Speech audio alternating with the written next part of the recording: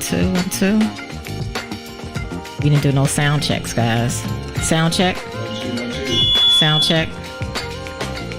Got this engineer on. Yeah, Where's our sound checks? I know it's working. I was here.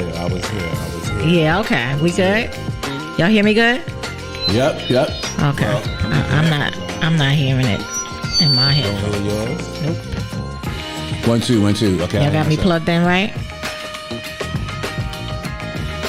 Sure, if you get me to hear you, I hear you. Oh, I don't hear myself. This is why we supposed to do the checks. We lacking today. I'm not in? You're in. I just forgot that you switched your headphone. I can hear you. I don't know how you can't No, hear I can't hear myself. I hear you, though. Give me another one. Give me one that's not used. Anyway, welcome everybody to One Night. One Night. We are here. Share.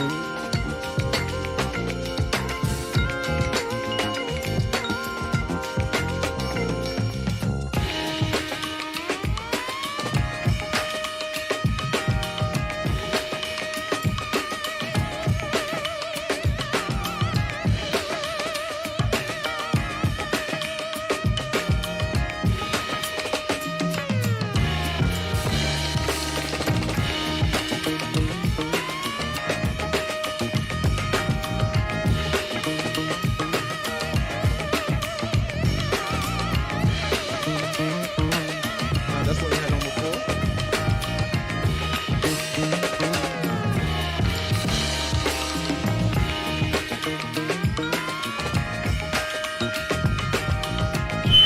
Okay. Little feedback. All right. Ooh, what's up with this feedback, y'all? Okay. We here. All right. Crack the mics for you all. Let me hear you guys. 1, 2, 1, 2, 1, 2. I don't know. We got a lot of feedback. Ooh, this is really vicious right now. And I was cracking up until Money Mike is here. So, on the wheels and steels, he said, change headphones, jacks. And poor Stan didn't. Yeah, you caught me out there a little bit. So I'm getting a lot of feedback. Can we? Here, let's get this done. Is that better? I think that's a little better. So yeah, welcome everybody to the One Night podcast. It's good to see you all. I'm not sure why we're getting all this back beep and all those sounds, but that's technology. Try to keep my head still. Maybe it's that. Yeah, maybe. Turn. Yeah. Is back and forth. Well, Mike's getting it together. Yeah, he's working it out. Is it better now? Sounds better. Okay. So yeah, so we are here in the building. Still a little feedback, but it might be two up. I think it's two up. A little feedback, but we're here in the building. Please share. Like our pages as well, and welcome again to the One Night podcast. So we're gonna jump into our week, but Stan is here. Yes, I'm in the house. Money Mike is here. Yeah. Our engineer extraordinaire. Engineer extraordinaire. You like that, Mike? All right. So just quick updates from me. And then we'll jump into Money Mike, and then we'll go to Stan, and then we'll just talk to you all. So for me, community leadership doesn't stop there. There's always some advising, connecting, and advocating to do. So that's how my week is normally, just busy, busy, busy.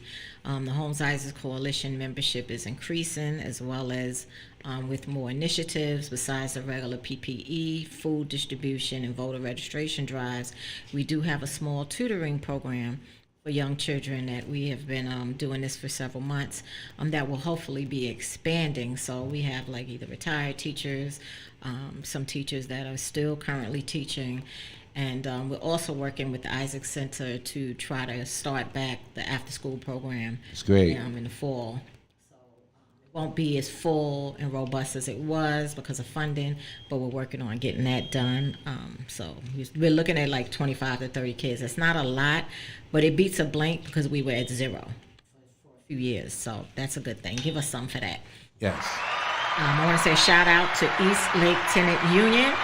Yes. Out there in the Windy City of Chicago. They're doing some grand work out there and trying to keep public housing public, although their stock has really been privatized greatly, but they're still out there fighting, and we're looking forward to bringing them on the show eventually. So just wanted to highlight them today, and if they have a page, like their page, or friend them or something like that. They're really out there hardcore doing the work, and it's really sad to see that throughout this country, privatization, rent, and all that's just taking place. Mm-hmm. I received a campaign mailer in the mail the other day. I don't know if Carolyn anybody Maloney. can see it. Yes. But I'm pictured on it for Congresswoman Carolyn Maloney, so I was kind of excited like that. I'm like, ooh, to see myself on her mailer. So that was a nice surprise, and also validates my leadership. Absolutely. In the community. As many may be aware of the redistricting, so due to the census, we were about 87 people short, and that was part of one of the reasons why Census 2020 was so important. And the fact that we were short, we didn't go over the threshold to complete it where we needed to complete it at, so we were slated to lose congressional seats. So Congresswoman Carolyn Maloney and her colleague, or actually I won't say his name, but her colleague and her are going head to head. So that's really unfortunate, because they originally had already endorsed each other. Right. So now, because of the redistricting, her district's changed some, and she's lost Brooklyn and Queens. Yeah. We did a lot of work with her. Of course, in Queensbridge, myself, Astoria Houses. Yeah. We've been out there with her. So both of them are working, and her and her opponent are working in new territory. She was out there. Shout out to Fulton Houses. She was at their family day yesterday. Congresswoman Carolyn Maloney don't play. Give us some. She was out there in Fulton Houses yesterday. So I seen those pictures. I was like, she get around. But she's a busy bee, busy congresswoman. I give her much respect, and I loved all the work I've done with her throughout the years. I've been doing work with her since 2015, so I can attest to her hard work, right? And definitely her dedication and support to public housing residents. She does stand with us. On Wednesday, it sounds like I'm just all Congressman Maloney today. On Wednesday, I attended a gun violence town hall hosted by Congresswoman Carolyn Maloney. The focus was on the topic at hand, as well as domestic violence, which needs an ongoing conversation. It is not gender exclusive. Right. It does end with lives never being the same, from either just the mental trauma, incarceration, and even death. Conflict resolution is key, and we must instill in our family and friends that love doesn't hurt. We also need a curriculum of can't even get it out, conflict resolution. Yes. We need that in our junior high and high schools, because there was just in Manhattan, a 14-year-old stabbed to death at the train. So train station by another young teen, to my understanding. This was, I believe, last night. Yesterday evening or something like that. But that's unfortunate, that we can't argue or we can't disagree without the violence. And I'm not by all means judging anybody, but when you think about it, it's one family that has to bury a family, and there's one family that's fighting for their child's freedom. Right. So everybody loses. Everybody loses. Everybody hurts. The Social Justice Committee, which I co-chair of Community Board 8, next meeting we will have on July 25th at 6:30. Our topic will be on domestic violence, a much-needed dialogue. So not sure if we're going to have a speaker, but we definitely want to have some conversation, and we probably can do, if we don't have a speaker, we may have a follow-up down the road. But this is something that really needs to be discussed, and it's not just because of one death here and there. This is consistently happening. We can't rally around this situation, give it a month of awareness when lives are being destroyed. This has to be an ongoing conversation, giving women and men the tools to break the cycle. Children are without one or both parents when this happens. Either somebody, like I said, gets killed, or a parent goes to jail. In the recent case with Miss Asia Johnson that lost her life, both parents, the child, the 3-month-old baby is without both parents. One is gone, and the father is going to be most likely convicted and sentenced to time. And she was 20, I think he's about 22. They were babies. So we just have to work on, working on this, and this is a community issue. It doesn't matter if you're black or white, doesn't matter your ethnicity, your gender, how you identify yourself. It doesn't matter your religion. It happens. It doesn't matter in your neighborhood. I never forget somebody said, "Oh wow, this was so close to home." It happens. Right. It shouldn't be that it's so close to home. It's happening, and it shouldn't happen anywhere. Absolutely. So we really, have to work on getting this resolved and getting these issues taken care of, rather as the counseling for the aggressor, the counseling for the victim. Sure. As a domestic violence survivor myself, I always say I have zero respect for men that disrespect women, and rather it is another woman, rather it is verbal, or however it is, physical, verbal. I just don't have the respect for them, because as a person that experienced it, I understand it, and I know the signs. And when sometimes people are disrespectful or verbally aggressive to women, or vice versa, but I'm speaking for me as a woman, those are signs. Those could propel into that. So it really, I just don't have no respect for people like that. So that was my week. That was my commentary. Money Mike, shoot away. Smooth Money Mike. Talk to us. I ain't go as well. Oh, thank you. Oh, is that clap for you? No, that was for you. You don't have on no hat, y'all. Yeah, I didn't recognize him. I Look saw at him. him. Like Mike didn't have the hat. I didn't know. Smooth. Didn't know he was always even more covering smooth. up. He Yeah, got the look little at wave, got the little waves going on. No, I don't do He got the that waves good thing hair in how I his used to. family. He got that good hair. Good. Yeah, I couldn't find my red hat. I lost it. That's what it is? No hair? I've been lost my red hat though. Okay. But my week, like everybody know, my week went by smooth. And, 4th of July just passed. Right. Well, I always say that. Well, I told people happy still a slave day, 'cause we were still slaves at the time. So Woke. Happy still a save day. happy still a slave day. Frederick Douglass said it best. But yes, but besides having a good time and barbecue on that day, also of course I'm still building studios in schools. Nice. That's great. Build another one in the Bronx. I mean, we ain't finished. They don't have a equipment yet, but we gonna do that. And got another one in the Bronx. Got another one in East New York. We got some more studios to keep building. Okay. Good That's work. great. That's great. That's all I'm doing. Building studios. Building studios. And for y'all who may not know, Mike is from Ravenswood and came on to this platform about a few years ago and was not building studios, was not doing any of this stuff. And a year later, he's building studios, our engineer in this studio here. So it's good to see the growth.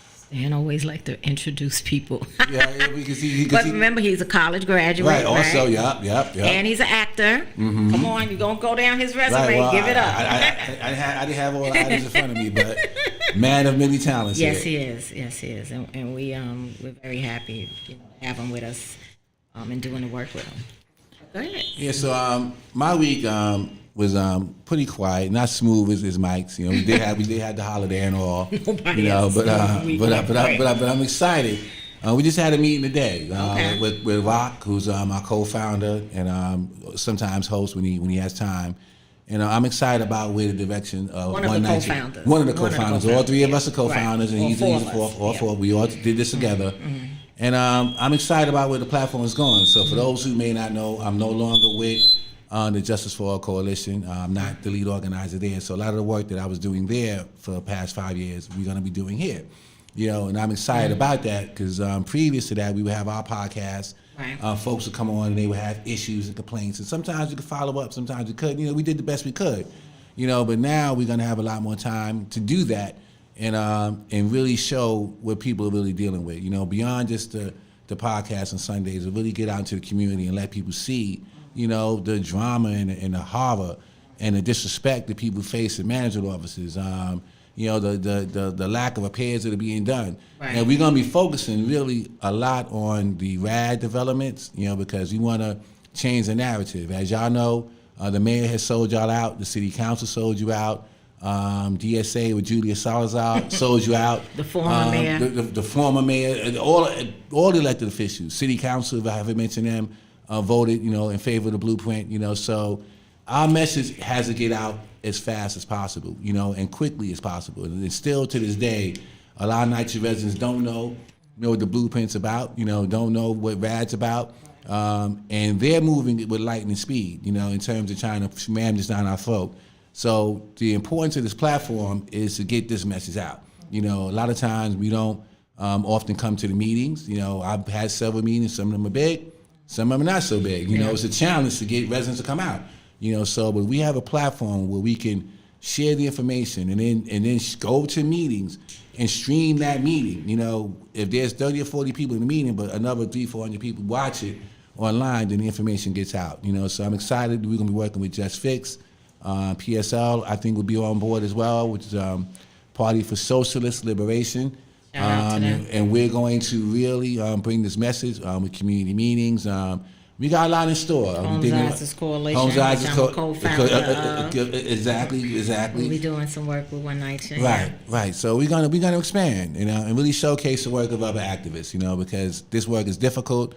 A lot of times we work in this and nobody sees the struggle of it, or how hard it is, or sometimes how rewarding it is when you get somebody's apartment done. So we want to show y'all all of it. The good, the bad, the ugly, the disrespect, the frustrations of residents, the actual conditions of their homes. A picture speaks 1,000 words. We can say it as much as we want here, but when you see it, you're gonna know really what it is. And it's important that we get this message out so we can change the narrative and let folks know the blueprint is not gonna be no better than RAD, and it's gonna be another Band-Aid over a big gaping wound that does not serve NYCHA residents well at all. So that's what we're focusing on. I'm excited. We got some developments we're gonna be going to this week, Sandra and I. Won't mention it now, we'll save it for later, but there are developments that have been privatized, and we've spoken to some residents and they're not happy at all, and they're willing to come on and share their story and tell the world exactly what it is. So we're growing, we're getting bigger and more effective and more powerful, and we're going to bring that message to our people. Stay tuned. There's some great information coming out soon. Maybe not today, but soon, because what we're doing here at One Night Show. So I just want to ask you, Stan, and you could probably tell, because I'm gonna ask you a question, but I'm gonna answer it myself, and then I want you to answer it. So when you go to a development and just see the decay, the horror of it, how do you feel? Pause. Mm-hmm. So when I was campaigning and canvassing, I was in a few different developments, and I literally was in tears leaving. I wasn't in people's house, but just being in the buildings, doors not locked, you just walk in. It really, bothered me. It really had my eyes filled with water. I was literally like crying. Yeah. So how does it make you feel when you go out to help residents and see the conditions? Like, I'm trying to get to the human side. Human side of you as a man. Yeah. Like, what do you see? What do you feel? I mean, first, sometimes you feel a little hopeless. because you know that this person's coming to you and they need the help. Right. And in many cases, we are able to help and get the repairs done. We send an email out and things happen. Sometimes things don't happen, and so you feel the frustration of that resident, and you wonder how can they deal with it, and then you feel it too, Right. So then when I've gone down to management office, they're not just disrespecting the resident, they're disrespecting me too, and you can't be here and you can't do this, you can't do that, and it's just anger and frustration, so I know how tough it is if I'm not living it nice as I don't now, Right. but just being around it, the anger and the frustration that you feel. Now imagine that as you have yourself, and you got to live there too, and then you got to have the strength and energy to actually fight. And so I think that any NYCHA resident that's doing this fight, you guys are heroes, because how can you live like that and still find the energy to fight? I find that to be amazing, because the fight is difficult, and we're fighting somebody that's really criminal and don't care nothing about any of us.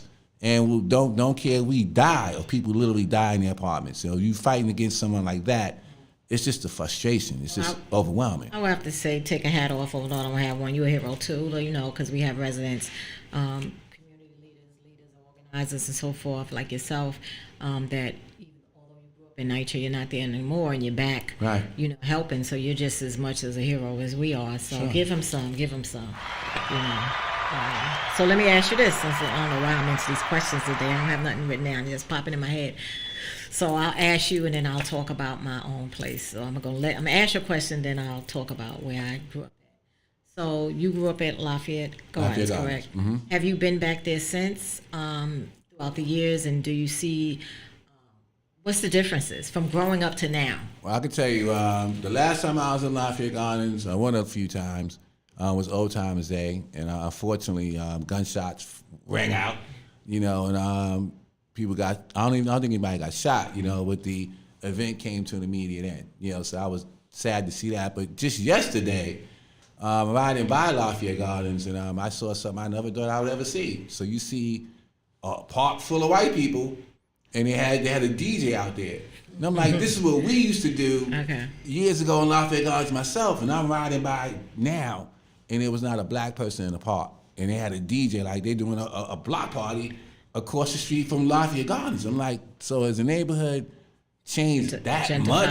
It's been gentrified to the point that it's beyond recognition. I never thought I would see something like that. So they wasn't in the development, they were on other side. So Lafayette Gardens is here. Across the street is on 270 Park, which is right across the street. Okay. This is where all the basketball tournaments are played. This is where we communicated. This is the park of our projects. Wow. And we all would play handball there, softball, riding swings, everything else is going on. That's where we met. Wow. The big games happening. And now to go by that park and see not a single black person, not one. And it was jarring to see that. It really showed me, how they build all around us, right? They build everywhere, and all these buildings go up, but the conditions of those in Lafayette Gardens have not changed. If not, they're worse. Wow. So how's all this wealth happening, but then we still surrounded by wealth, Exactly. but we're in poverty. Right. Wow. So I grew up in McKinley houses in the South Bronx, Right, South Bronx. Yeah. So I grew up over there, and I go around there every now and then. I also went around there to assist some residents, and it's really difficult to be around there. My mother passed away in 2014, so it's like no reason like to visit like my mom anymore. But I still have friends and stuff over there. But just to see the decay, to garbage all over the place at a particular time. I don't know if it's still like that, but I had the flag that they had garbage all outside. I mean, they had flies in the hallways, the elevators. It just looked like the same old elevators. The floors look like the same old floors I grew up in. It's just really, bad. And just to know that, that was a place where I grew up, where I thrived at. I went to public school 140, junior high school 120, and Jane Addams. I didn't leave the community. Right. I stayed right there and was educated there and graduated on time at 17. But just to see the area, and then the management is merged, so you have Forest houses and you have McKinley houses there across the street. Forest houses, that's where Diamond D is from. Shout out to him. Joe Butter and a couple other people, I don't want to call out everybody's name, but, it was just to see that Forest Houses is taken care of a little better than McKinley's, but you have the Right. same management. I have a problem with that. That's the Right. same thing we're experiencing where I'm at now, Holmes and Isaac houses. Isaac's is upkept a little better than Holmes, but we have the same property manager. Right. There's a problem with that. Right, And I right. believe I mentioned it last week. It's definitely a problem with that. I mean, you cannot be the property management for two developments that share the same campus, Right. and one has the amenities over the other, and one is a little better than the other. That's literally impossible. It makes no sense. Right, but what does that tell you? But I'm gonna turn to Money I Mike. was gonna ask some questions. I'm gonna turn to him first. He can't sit here. I'm gonna ask you some Yeah, questions too, yeah. Mike. You ain't gonna slide by So today. you out in Ravenswood, right? Mm-hmm. Tell us about the conditions there. What's going on in Ravenswood? To be honest, what made me angry with Ravenswood lately is that they took the garbage cans away.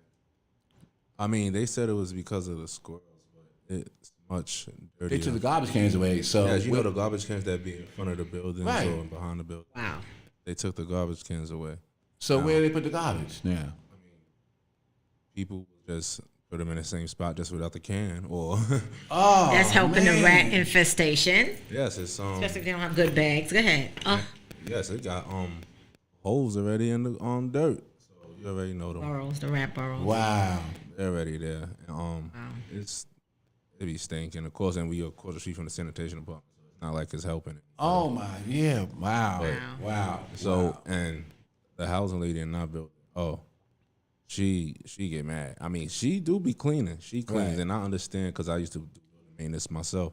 So I know even if you clean it, then somebody just come and do something right there, and then management want to come to and they just will be like, oh, you ain't do nothing all day, even though you just busting your behind all day. Right. They Right. not gonna see that because they don't care. They just be in the office all day. But right. So when people just from the building have to come downstairs, and especially people on the first floor, Right, people, right. if they don't have a an incinerator chute on the first, a compactor chute on the first, Right. so they Right. would have to go to the back of the building, Wow. the front of the building, and take their trash out. Unless they That want to normal? go, I don't remember. unless they want to go to the second floor, throw down the incinerator. But That's normal. I don't 'Cause I think we had one on the lived first on the first floor in my development. You had one, right? I had one on the Yeah, first floor. So compact. what do I you think mean we there's not did one on the too. first floor? There's Nah, Right, because the Tanya's compactor- on Facebook. Didn't we have a compact on the first floor? I don't remember. We were in the same building. I don't remember. because the Please tell compactor me. is in the think we did. basically when you go towards the back door, it's the first floor, and the compactor is right there next door to the back Right, door. right. So where you would throw the garbage at and the chute, The shoot, right? it won't actually make it because the compactor is literally behind that wall on the first floor. That's ridiculous. That's all I can say to that. Those on the first floor will have to. They expect them to take them. You know where the trucks come and pick up the garbage at in that garbage bin that's in the Right, right. They probably expect them to go all the way over there. What we call that? I don't want to mess it up because that's not the compact. That's That's the incinerator, the compactor Right. chute. Right. the I shoot, call the it shoot, the yeah. shoot, right? Because the room, because my ex-husband was a caretaker, so I know he used to have to pull the garbage from the compactor. Yeah. So what we call that, the shoot, right? Just Yeah. to put the garbage shoot. Right, Okay, right. all right, okay. I want to make sure I'm saying it right. Right, so That's, I thought we had one on the first floor. I had one of mine. I McKinley's. don't understand how that's happening. I had one on the first floor. So those on the first floor will have to figure out how they're gonna throw their garbage out, basically. Wow. Wow. Well, I want to give Mike. I think your involvement is important. I know as a community organizer, it's very difficult to get young men to be involved in this movement. You know, you go to a lot of meetings. It's predominantly senior citizens. At least in my experience, it means I've held a lot of senior citizens, mostly women. Not too many men and not too many young people. You know, so when Mike walked in the doors at Justice for All, it was like, wow. You know, this is what we need more of. You know, because a lot of the meetings don't have young men in it. You know, so I commend you, Mike, for being that, and anyone watching the show. One for resident council, Yeah, right? and we need to get them to do that. That's next on our platform. You know, but we gotta get more people involved. You know, Yeah. it can't be the same small group. You know, because this problem that we're facing, I'm not saying we're losing, but I will say that we got to step it up. You know, because we're dealing with somebody that's really trying to shove this down our throats. You know, and they're counting on low turnout at meetings. They're counting on information not getting around. They're counting on people being uninformed. You know, Divide and they, conquer. while they do what they do. You Yep. know, so is really, really important. Not just going to meetings in your development. We got to get to the point where we could travel. Like if Sandrea is having a meeting at Holmes Isaacs, we should be able to send 10, 15, 20 people to that meeting to make it appear and be what it's supposed to be, because the fight is on. Supporting one another. The fight is on. And if we don't fight now, won't be much left to fight for. So we do really got to step it up as a movement. I remember in the past we did a big town hall and Donnelly was scheduled to speak, but Stan was there and we had Stan to speak as well, right off the cuff. And when someone really knows their stuff, like as ministry, they tell us to always be ready. Stan was ready. When he brought him up to speak, he just flew like, with comfortability and knowledge, and it was really good. Sure. I think Charlene Nimmons was there too. Right, I remember that. Right, sure. We had a huge, right? Yeah, it was a big meeting. Huge turnout. We had to meeting. open up the full room. Like it had to be well over 100 plus people in there. Very huge turnout. But and that's what we're used to doing over there when we do get cracking and getting it done. Right. And that's what we need to continue to do, and just involve the people and let them know what's going on. Let me just shout out a few people. There is no comments, but shout out to in the room, East Lake Tenant Union. Carolyn Felder said hello. Everyone, how are you, dear? Wagner Houses. Wagner Houses in the building.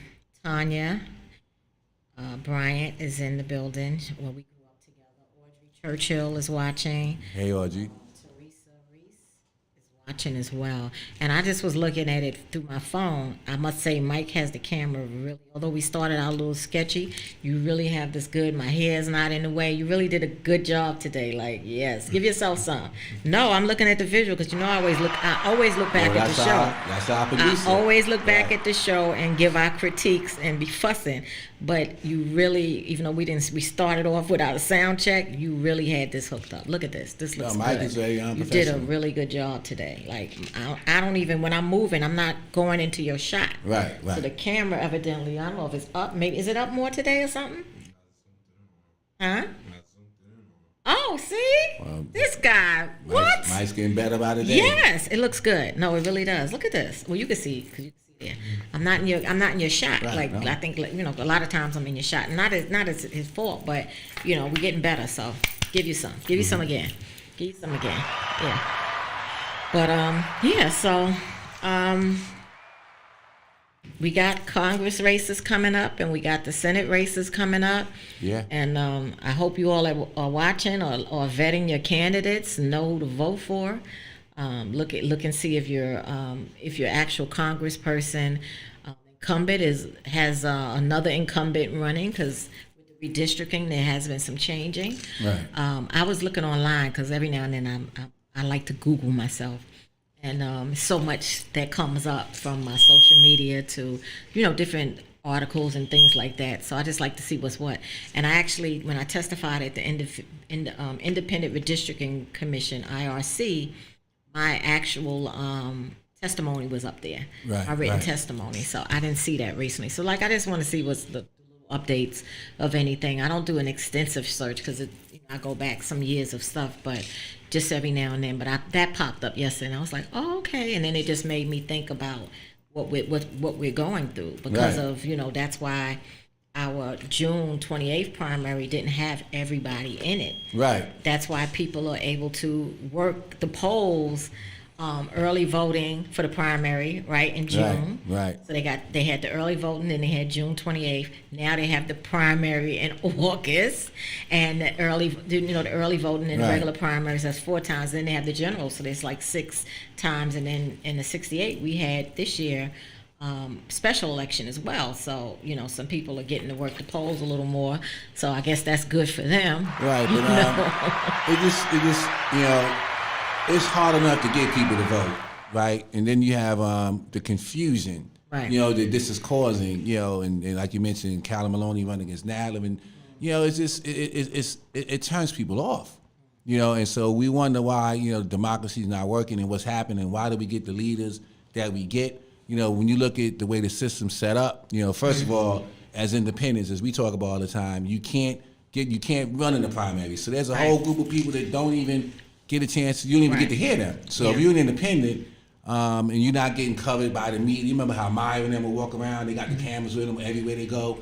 The independent, Roger Flores. right. What's her name? Right. Rojas. People like who ran for independence, they didn't get that kind of coverage, And in all reality, they were the ones, in my opinion, who had NYCHA's best interests at heart. So true. You look Give at both of them. You look at Eric.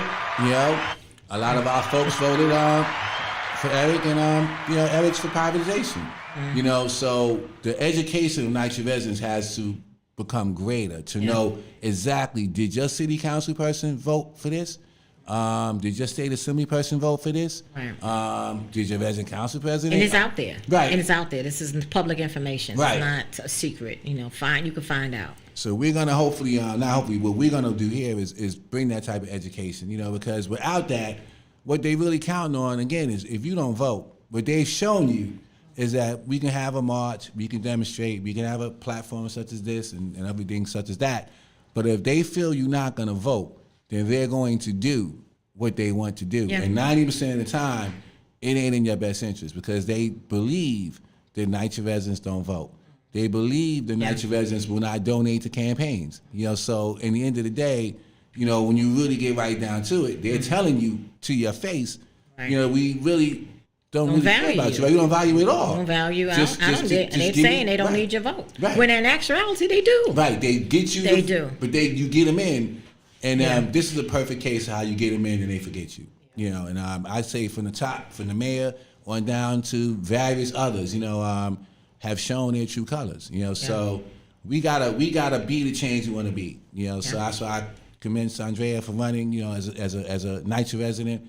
Other NYCHA residents, we have to do it because nobody knows what you go do more than you, right? And so you got to be the voice. And if we will all come together, we can actually sway elections. So one of the things we're going to be doing with One NYCHA is voter registration. To say, okay, we're talking about the problem, but let's register people to vote. Yeah. And then that will scare the daylights out of these elected officials because in the end of the day, a couple of thousand votes swings an election. Yeah. It makes all the difference in the world. Way more than you might think.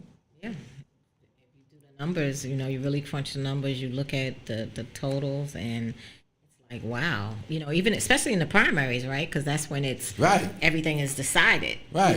That Democrat, that Republican, and then the independent comes in if there is one. But it's really something to really consider. We have to come out in the primaries. We really have to come out full force and make your voice heard, And then, as I said last week, even with the primary, say your particular candidate doesn't get in, and we take the governor, for example, because the other ones are a little different. There's still, people, Democrats are going to probably stay with the assemblyman that's there. They're not going to really be butthurt. They'll come out and vote. And we are a democratic society, a society of more Democrats in the state, like California is as well. But there's an opportunity if you are a Democrat if you stay home that a Republican can get in for the governorship. And I know, like I said before, and I'm not stumping for her at all. I know some people are not happy with her, but you have to really weigh out everything. Unless there's an independent that everybody can get behind and that don't want to be with her, but then you got to do the math. Me voting for this independent, what is it going to do? Is it going to fracture the party and still get a Republican? You know what I'm saying? Right. So it's a lot of things to do, but we definitely need to give and put our eyes on independents. Although I'm a Democrat, but hear what they got to say. Hear what they got to say. And another thing I want to say is there is a myth that public housing residents, NYCHA residents, do not vote, and and people look at the stats throughout the elections, like. Every election, primary votership is not the same as the general. Everybody, sure. But when you, because I can't, as a campaign, when I campaign as a candidate, I didn't look at it as some other candidates do and have done, because I've known candidates from the past too, and I know the philosophy. So say if Mike Jones is a registered voter, but he hasn't voted in 10 years, they're not even coming. Some of them are not even coming at your door. But they're targeting the normal voters. But for me, I still want to come to your door.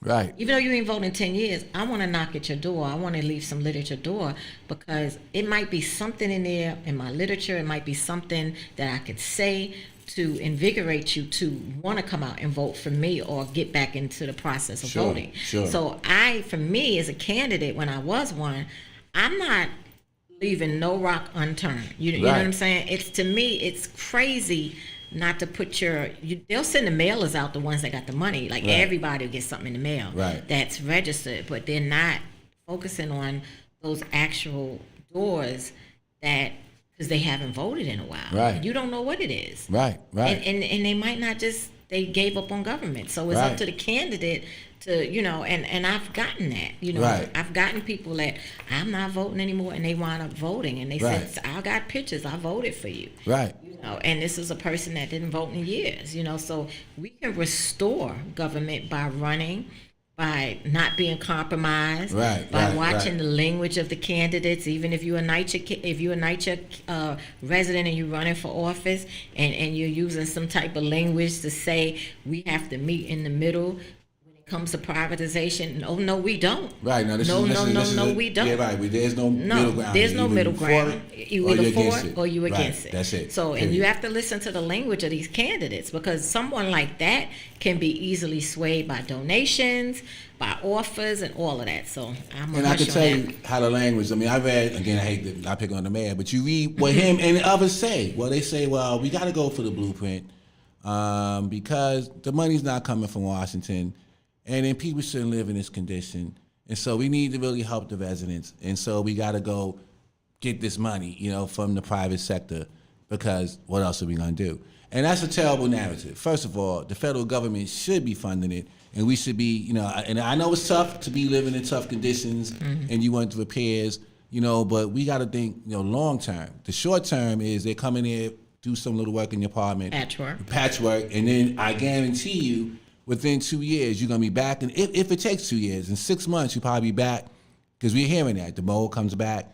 The lead comes back, the appliances broke down, everything that you had before, the problems are there again. But now you're at the risk of trusting people who receive already millions of dollars. Carol Maloney tells us.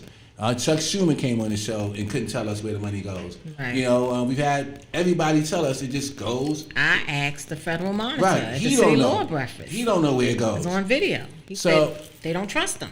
So how are they going to then get billions of dollars, from the private sector who is in this to make money? Let's be clear. And fix our homes. Right. There's no private developer sitting up there saying, you know what, I all of a sudden woke up today and I care about the residents in NYCHA. That's not what they did. They say, you know what, we took all the rest of the land, we built all around it, so now we got to go get this land, because this is valuable land, and we need y'all to get out. Yeah, and they care about all their taxes and things. That's all they care about, and their generational wealth. Right. That's what they care about. They don't care about us.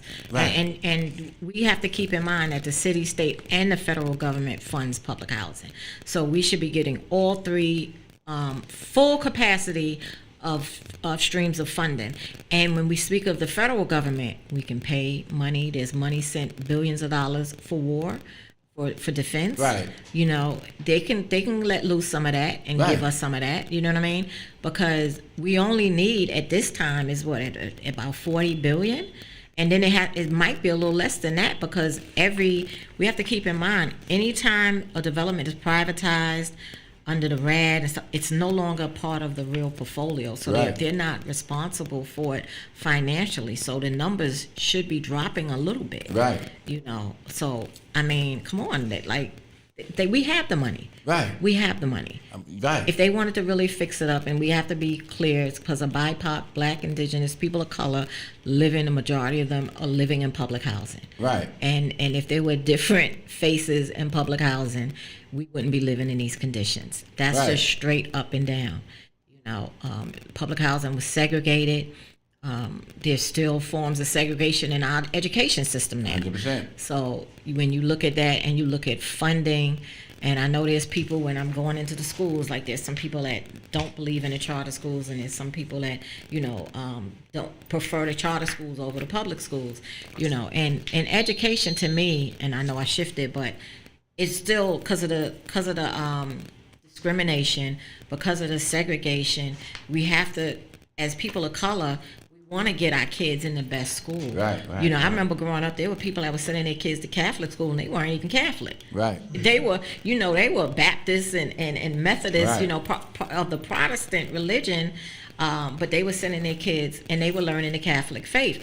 And there's nothing wrong with that, but they were looking for their kid to have a better education. Right. See what I'm saying? So what's different than sending them there than to the charter school? Right. So we all need to just, look at it. It's a parent's decision, and our public schools need to be better, but it all comes back down to funding. Right. The cuts, the city, state, and federal government, how they're cutting. I mean, look at all the money from lottery and stuff, right? Sure. The gambling. It's supposed to be a percentage of those funding is supposed to go to education. What education? Is it higher? Is it Right. where's it going? Because Right. all the money people spending, we don't see no money going result. into. Yeah, we seeing cuts. Right. We're seeing cuts in education, but we're seeing excess funding for defense. We're seeing excess funding for police. And what about the people? There's organizations that need it, and we need it in mental health. We need it in the medical. We need it in TAP and Pell. And Sure. all of these other things to help everybody survive and thrive. We're not getting that. Right. So It's so funny how they say in the comments, take away some NYPD and ACS. Well, yeah, and I saw. I don't have the numbers in front of me. And they but- said the mayor's giving educational funding to NYPD. that's Kim. Yeah. I Right. don't Right. like. They don't like it. Said I did research. 23 departments cut some of that. Yeah. It's bad. And I don't know the Hey, number. Kim. Yeah, there's I know they're looking to build Grand Central Station, I believe, Okay. right? And so I think it's $100. I forgot the millions of dollars they putting into that, and then they're gonna build 10 high-rise developments in addition to this. So that's where the developer makes his money. He's Oh, yeah. gonna make money on the high-rise, get tax incentives. So what they're really saying is commuters, and I get it. You should have a nice world-class, traveling hub. But is that more important than somebody having a decent place to live? I'd rather people be uncomfortable riding Grand Central Station than somebody being uncomfortable in their house, Right. and their apartments falling down. They got rats and roaches. So it's a matter of where the priorities are, and where you get your money from. If you're an elected official, often is where your priorities are. Talk about it, Stan. And these folks. What you saying, Yeah, Stan? I said where you get your money from. A lot of them are well funded, man. I saw a documentary of James Davis, who was murdered in City Hall many years Okay, ago. I just okay. happened to watch his documentary yesterday, and he was the city council for Crown Heights, and you see that type of leadership, as opposed to kind of leadership we have right now. It was startling, Actually watching it, I'm like, the politicians don't sound nothing like this. I saw footage of him in Crown Heights, and with the stop the violence and the gun violence, but just the genuineness and the love, that you could see for him, and that the people that he had for the people. Yeah. And I look at politicians today, I don't see that. First of all, you don't see him in the community like that. You see him, again when it's time to vote, and you don't see him again. That's why we get the kind of politics we have. And it's just unfortunate, that they're not, in my opinion, genuine. Look at Jamani, right? We thought Jamani was gonna go in there and be Mr. Organizer. He was a community organizer, right? And he said he would be a community organizer in an elected position, But for those of us who are community organizers, we were out in the field. We didn't see him that much, right? So, why is it? What happens to the change, or why do Right. they change, or what happens after you take that oath?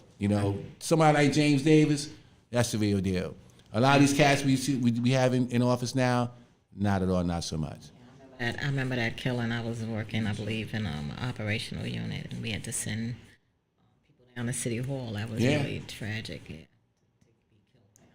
And It changed a lot of the when you get into Right. court systems. Right. It got more stricter. Right, right, 'Cause I used to right. be able to walk in with my NYPD ID Right. Mm-hmm. for a long period of time, but like the double take, but they still would let me in, but it wasn't the same, Right, it was right. a little hesitant and like, let me see that IT. you know. right. But that's the kind of leadership we need. Go ahead, Mike. No, I was gonna say I don't know. If you talking about, I don't know. I don't think I'm ever gonna see a good mayor or anything like that. I don't know what y'all expect to see out of a country that was made off of, I can say, slaving people. Oppressing After people. slave, and And oppressing oppressing people. I people. mean, they still do it to this day on. Yep. I mean, I can say like an owner for a company, for an example, right? They got for firing someone, you got the right to fire someone for any or no reason at all, for an example, right? I mean, big bosses. I mean, people who have money or who's out there, like I could say, like a Donald Trump, right? They could fire anybody for no reason. They can be heartless. And to be honest, a lot of people that made it certain places like that, my opinion, seemed like they was kind of heartless. I mean, callous at some point in their life to get them where they at. And what's his name? The Eric guy. So I call him the Eric guy. Cause I know I got a few. I don't be outside how I used to when I was younger, but I know that he's starting the stop and frisk thing. For an example, that's what they say. He's trying to stop the start and frisk, the stop and frisk. If people not comfortable in their house the way they is because of how they live in situations, of course they're gonna want to be outside. But if he's stopping to stop, if he's starting to stop and frisk the way people are saying it, they're gonna be outside more. And if they're outside, they're going to see more police, and more police going to see a bunch of young kids that's between the ages of, I can say, 14 to 24 years old. Right. And They're black.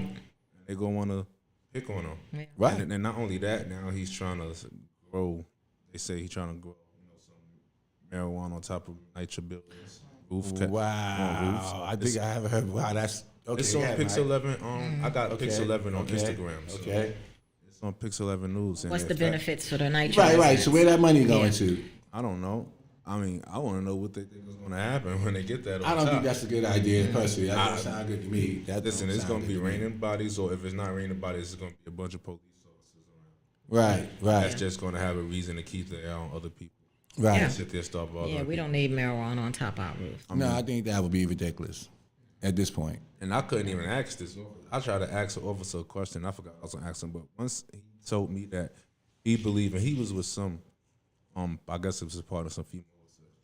He said that most police, like 99% of police officers are good. I'm like, what? Like, where do you think? I can't even have a conversation with you if you usually think that. Well, I come from law enforcement. I'm not I can't saying even that. give a I'm not factor. saying that. No, All I'm of saying I can't give a number, but it's a nice amount that are good. But one of the problems is, and please go back to your conversation.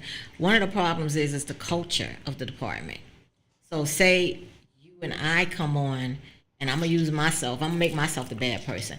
You and I come on. We're both good people, but I get compromised, but you don't. You still stay, and then you become a problem. Nobody wants to work with you. Nobody wants to back you. And if you talk, you're labeled a rat. You know what I'm saying? You get transferred. I mean, they have a serious retaliatory practice in NYPD. For somebody that was sexually harassed, I was transferred with a complaint in place, which was never supposed to happen. Wow. So they're really into retaliating.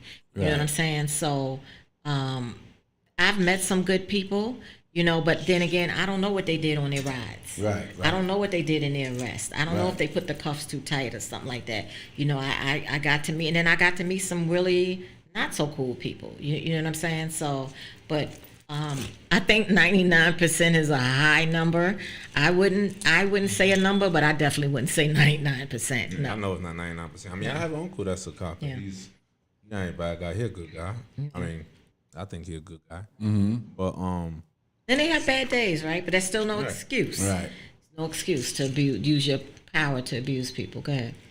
I mean, but like every other job, they are doing trying to make a dollar, and to me, I can't sit here and just give up my morals for just trying to make a dollar. I could just go find another job.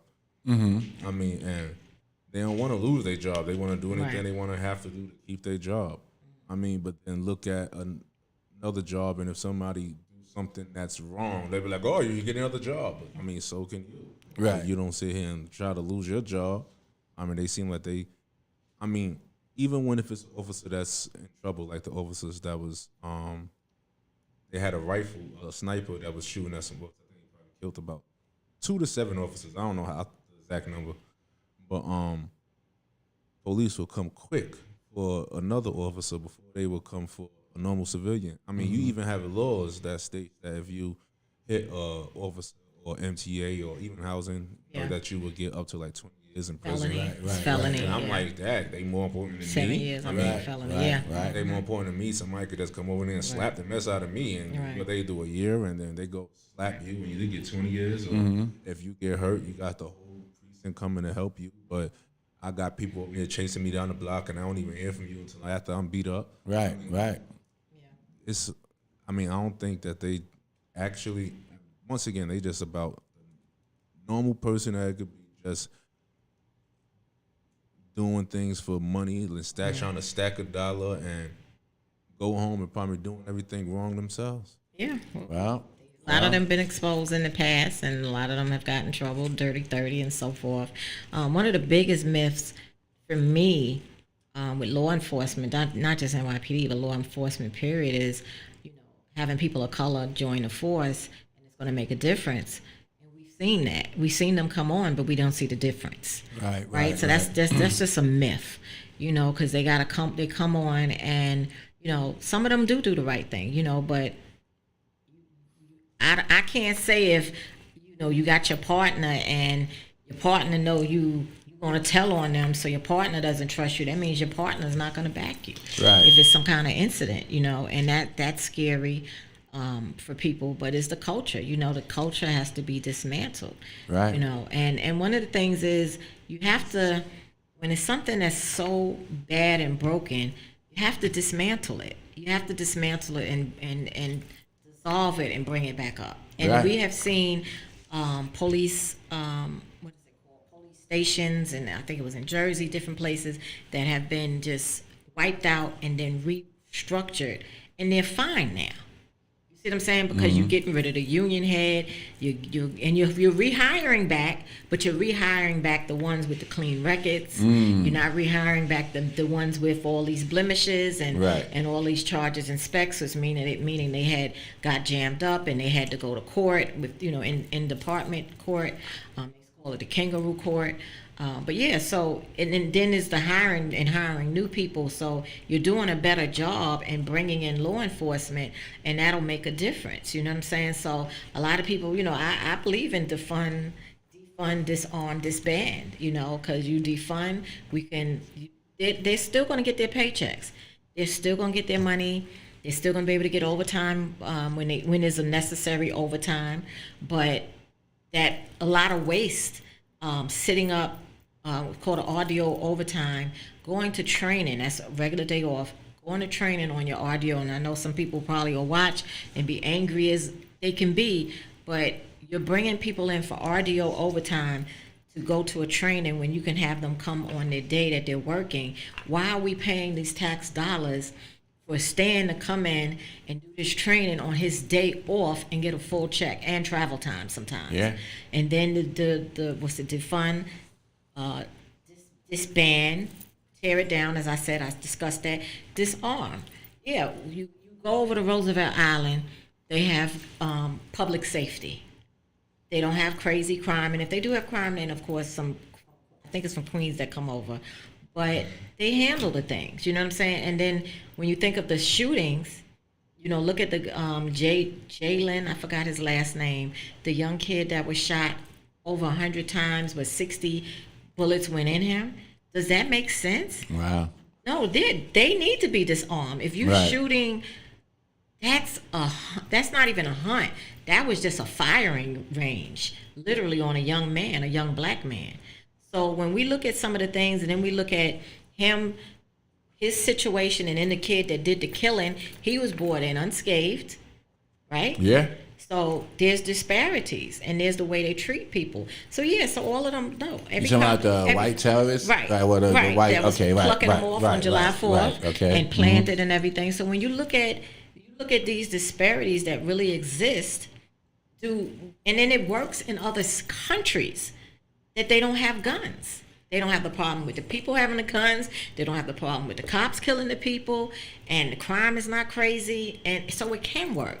And I believe we're just so militarized, and we're so stuck from the history. And people say it's not. It does come from the slave patrol. That cycle. That's. I'm trying to get right. the It's a psyche mentality. out of it. It's a and It's from been so- slavery, and yeah. also from the way the country was built. Built. You know, we built it by force. You know, by taking it from people and Right. taking land from this one and that and another.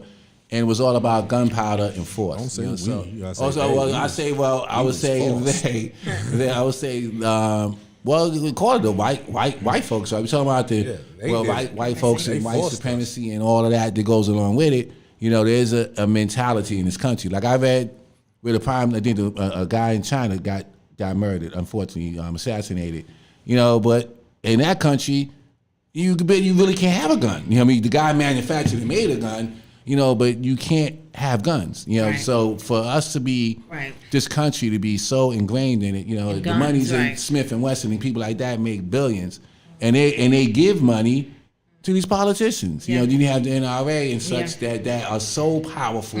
You know that these politicians they They won't vote spineless. it down. They won't They vote spineless. against it. Well, it's Spineless. because they don't know what Spineless. they what's going to happen. I'm not going to lie. I don't blame them with the carrying the guns. I mean, it is some dangerous people out here that you're going to want to make sure you have that. Well, carrying a gun is one thing, but owning an AR-15 is just Now, that's totally something different. unnecessary. Right. You know, that's a weapon of destruction. That's Right. a weapon of war, and that shouldn't be. You know, Under no They- circumstance. right? No, you don't- Nobody in this country should have no Exactly. access to have a Exactly. gun like that. You want to go hunt and use a shotgun and go out there and hunt your animals if you're a hunter, but you don't need an AR-15. And the other part about it is I don't understand why more law enforcement does not get and push back against the gun violence, because the actual average, I don't know, maybe not average, but there's a percentage of people that are committing crimes that have more weaponry than they do. Well, I was about to say And that. that's pathetic. Right. If I'm a cop and I'm showing up and this guy got a AR-15. right, then he's knocking 10 of me, 10 cops off. What state in, was in 15 that? seconds or What- 2 seconds or something like What that. state was that when the guy knew that the guy had the weaponry and he didn't go in? Yeah, the and cops was, didn't- and yeah. they was going off on him, and I'm like, well, who? Duh. Like he knew if he walked in, that was probably death for him. You know what I Right. mean? And Right. I'm And not going to lie. That's what I was going to say when you said that they shouldn't have war weapons. I was going to say, but what about if they run into that guy that had that assault rifle shooting the police officers from the roof? Yeah. I mean, I'm pretty sure they're going to wish they had a war weapon then. Well, is that the one is that Texas you're talking about? think it was, That's when, okay, so that's another problem I had with how they handled that. Because that Texas incident years ago, and this is what highlighted and brought me to the move bombing. When No, this was recent. I don't know. It was a different state. Okay, because I'm thinking about back there this a was couple of recent. years. Okay, so a couple of years ago with the Texas incident, and they sent a robot in to blow up the guy. That Yeah. was crazy. Yeah. There was no due process. I'm sorry. Yeah. I'm not saying what he was doing was right. No, but that's not due process. That's And he not was how. on the It's, roof and he was telling people, he was telling them that my people gonna know what I did. I don't know. Because I think they did a robot to go into this guy. Well, too. this one was in I believe this was in Texas, and a couple of cops did get killed, but they sent a robot in, and then I'm like bugging out, and one of my friends, an OG, was like, "Wait a minute, what you talking about?" And then he reminded me of Move. How They they just bombed the dropped a house in bomb. Philadelphia and Yeah, killed blew all, up, the blew 'em people up. of Africa. Their last name was Africa. Ramona, I think it was. I don't want to mess up her name. Ramona. Like it was like 2 survivors. Kids died and everything. Like, and they destroyed the community. They destroyed the community. Yeah. And nothing was done. Nobody paid nothing. And they locked the lady up. They locked the 2 survivors up. Move bombing, Well, that's- MOVE in the 1980s. I think, I don't know if it was 85, but Google that if you don't know about the destruction of how this country can do, especially of people of color. Right. Yep, MOVE bombing, horrible. And I would just say, and I know Eric won on that, in terms of going against the fund the police and all the rest of that. But the best way to cure crime is lift people out of the conditions they live in. Yeah. So people are living in better conditions and with more mental health. Because you got And a lot of education. folks who are, mentally impaired somewhat, Yeah. and not getting treatment. So Education. right, education. All of these things Job lead to the opportunities. crime. So you could put 1 million cops on the street. That in and of Yeah. itself is As long as not you going to got solve. poverty, Right, yeah. you're not going to really diminish anything. But let's understand, there's profit in poverty. Well, that's right. That's a fact. That's a Right? fact. Who profits? If the person's on drugs or okay, so they're profiting. The welfare system is Absolutely. profiting because they're hiring people. The police are profiting for locking the people up. The Yeah. prisons are profiting. I mean, there's profit in poverty, and Yeah. it shouldn't be. Shouldn't be. That's right. Being poverty stricken is not a crime. It's criminal that you live in a country that's allowing people to live in poverty. Right. That's the criminality of it. Right. You know what I'm saying? Because it makes no sense. But everybody's making money off of that person that's poverty stricken. Right. They come to the public assistance. They sit in front of social workers. They did this, the medical, Medicaid. I mean, everybody's Right. turning on the person, and the person still remains in poverty. Right. I was watching It's a this crime. video. I was watching this video and it was talking about rulers, how to be a ruler. Okay. And it's saying that rulers don't make money; they got people that make money for them, and also they got other people to distribute the money to them for them as well. And if they have to have these keys, one to enforce law, one to defend the country, or one to it's something else. It's one more as well. But they were saying they had the many keys they have to sit there and they have to supply for them. They have to, Right. If they don't give them what they need, like of course everybody want money nowadays. If you don't give them money, they're gonna go to somebody else, and also you have to probably pay more to those who's ready to go to the enemy or those that's on the enemy side, and you have to get them on yours. You have to probably Right. pay them more. And the more money you put into the community, less money you will have for your keys. Wow. Well, that's exactly how it goes, Mike. Yeah. Yeah. And if you sit there and if you put more money into the community, the less money you have for your keys, and the more money you have for your keys, the less money you will see going into the community. Right. So they probably, of course, they paying for the military, of course, they pay for all their weaponry because anybody could come into this country. This country was the most grimiest country to me that ever happened in history. How they came. So anybody will come into this country, they don't want that to happen. So all that money's going to them in the military, of course. So enforce all these laws to make sure that everybody inside the country is abiding by the laws. Right. They got to apply, and they have to make sure that law enforcement is having a budget and is fit. Right. And they have to make sure that everybody on their team is good. And once everybody on their team is good, then the rest of the money can blow out. I'm pretty sure that's how everything's being done. Yeah, and to bring it back home to our NYCHA residents, the poverty of NYCHA residents is a business. Yeah, and that's really when you get down to what's behind the blueprint, RAD, and all of these privatization plans. It's a profit off of the poverty and pain of those living in NYCHA. So I mean, it's not too hard to see. And I just want all NYCHA residents, in this fight, and not just NYCHA residents. Like Sandra said, I don't live in NYCHA anymore. But if NYCHA goes, it's going to impact me. It's going to impact everybody. Because there will be no more affordable housing in New York City at all. And this is where New York is going. So whether you live in NYCHA, whether you have family live in NYCHA, whether whatever it is, you should be as a concerned citizen of New York. You should be as invested in this fight as the residents who live in NYCHA. Because that's our last stand. Once that goes, the developers have pretty much taken over the entire city at that point. And then what else is left? And you're not going to be able to rent here no more. You're not going to be able to buy no house here. Let's not talk about the house prices. So you're going to be forced to leave. And that's kind of, in my mind, what they want. It's a tale of two cities, except we're going to be eliminated. There's going to be one city, and it's not going to have nothing to do with us. Yeah. Before we shut down, I want to bring up one more topic. I know we might have went a little bit over. I don't know who all has cable and watching. I think it's on, please correct me if I'm wrong, it might be it's on Showtime, Supreme Team. I saw I just had to come on here and I saw the ad. It's on. So I watched the first episode and I finished watching. I was livid because the mayor was on it. The mayor who? The mayor was in the documentary. I don't care what kind of, if he was down, if it was in his time, I just didn't want to see him on there. I think he shouldn't have just been on there. And he was on there and it said Mayor of New York. So I didn't like that. I don't know if he was part of it or anything, but shout out to Corey Pegas. I hope I'm saying his name right. He was on it too, and I was so happy because I kept seeing the mayor. And then when I was like, yes, that's who should, he should have been a part of that. But he also was part of, the gang at that time, and but he was also a retired member of service. He retired as a high-ranking officer, so he did turn his life around. His book is called Once a Cop. What is it? The Street, the Law. Come on, open back up. The Street. Once a Cop, The Street, the Law, Two Worlds, One Man. So this is Amazon. It's been All out. right. It's been out. I don't know if y'all can see it. Am I showing it? I don't know. How can I show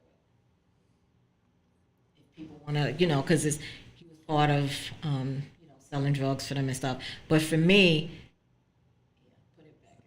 There you go. Yeah, there you go. But for me, I bought the book. I didn't read it yet. I bought it a while back, but I didn't read it. I've been so busy with different things, but I definitely got to dig into it. I skimmed through it. I didn't get to sit down and really ingest it. But I was like, why you have the mayor in this? Like, did he beg to be in it? Like, what was your purpose? Even if you grew up in that time and some of the players, because Nas Right. is one of the executive producers. LL was on it talking and stuff.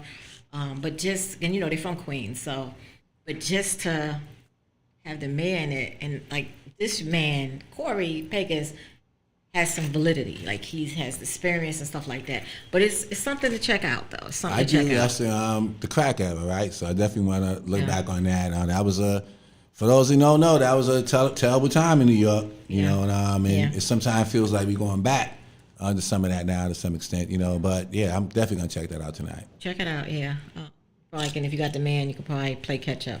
I'm gonna try to watch another couple of episodes. I just can't really binge watch because I'm so busy. But I did catch the first episode, and I was like, "Why is the man?" I'm like, and then when I was like, "Yeah, now he's supposed to be in it," because it gives some authenticity. Right. You know what I mean? So yeah. But all right. That was a nice plug. For watch the show. They paying you. They should be paying you. No. I mean, but it's good to give out the information so people, Sure. Because there's always I like to I will watch a lot of YouTube, and I like to watch documentaries. I think those are some of the best shows, and for Showtime to take that and do it, especially at a time when 50's doing BMF and stuff like that. But that's a series he's doing, and this is a docu-series, so it's a little different. And it's still good because those are the times of our lives in the past that we may it was rough. Yeah.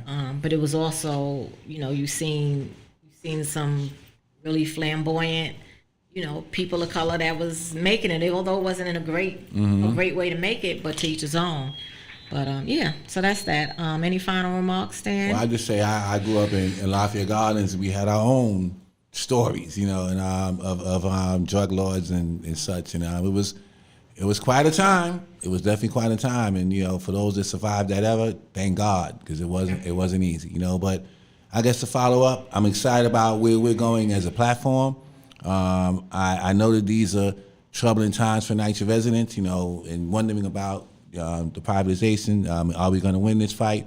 I know we're going to win, because we have people power, and I believe that people power will trump profit all the time. And then we're gonna band together and build a movement, development by development, which is why we call this one NYCHA. Right, so we can stop it. It's going to take. We stopped infill. Right. From 2015 to 2019, we stopped it because we stayed organized and we continued to fight, and that's what you have to do. Just continue to fight. Don't get defeated. They're gonna wear you down, but we weathered that storm, and we won our fight. 4 years. And we're gonna continue. We're gonna win all these fights. We're gonna win, and know that it is a fight for your life and your apartment, your livelihood, and your ability to exist in New York City. Yeah, we can stop the blueprint too, although it was signed off and everything. Anything could change, right? Because it takes 2 years to put that in place. So we gotta rise up and make our voices heard, and really make these people pay attention to our story as we tell it for ourselves. So that's what we're gonna do here. Everybody, you already know. You gotta share, like, and follow us on YouTube as well. It's One Nature TV, O-N-E, Nature TV. You can just look us up and make sure you follow and share. Like and subscribe. Like and subscribe. Yes. Tell a friend. Tell a friend. Yeah, thank you for viewing. We appreciate it. This was our part 2 of our dialogue. We may not be in next week due to some rebuilding of the studio. But if not, binge watch and we'll let you know. But then if not, we'll be back the following week. So, all right. But we appreciate you all. One Night to One People. We about to let you on. Come on, give us that. Come on, where you at?